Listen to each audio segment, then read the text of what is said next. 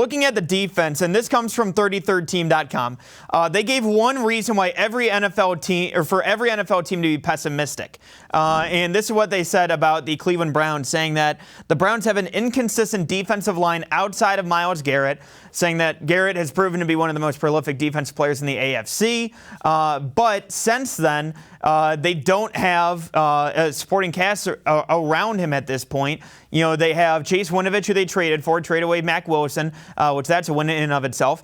They drafted, Perion Winfrey and Isaiah Thomas, but, outside of that, they also signed Taven Bryan as well along the defensive line, but they don't really have any bona fide starters on that defensive line outside of Myles Garrett.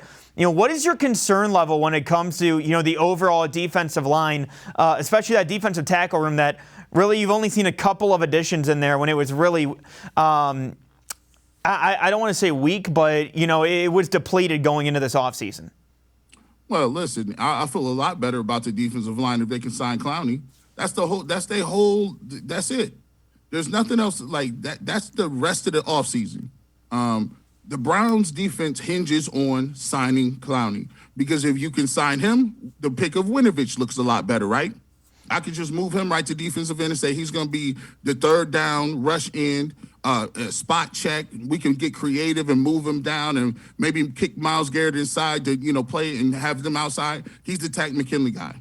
Taven Bryan looks better, right? Because it's like, okay, well, wow, he doesn't have to give us much. We can rotate Perion Winfrey. That's a nice pick. We think he's going to contribute. None of that means anything if you don't get Clowney, because now you're filling holes.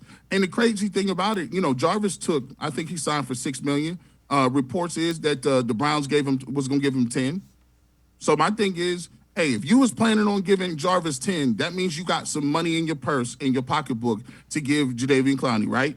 Because you was planning on giving Jarvis some money, or the offer was still there. So my thing is, they got to get that done. That is a must. That's, people talk about the Baker trade. I mean, the Browns can absorb Baker's, if they just say, $18 million, whatever, we'll absorb that. I mean, they got cap room, but they have to get Jadeveon Clowney, because that changes what we're talking about now. Now you got 2 elite rush-ins. Now you got 3 good corners, 2 good safeties. Now it looks like JOK is going to come back and be one of those guys that, you want him to be in the second round. Everything look better. But then if you don't get Clowney, now I'm looking around like, ooh, we still got Taki playing. He's a special teams guy.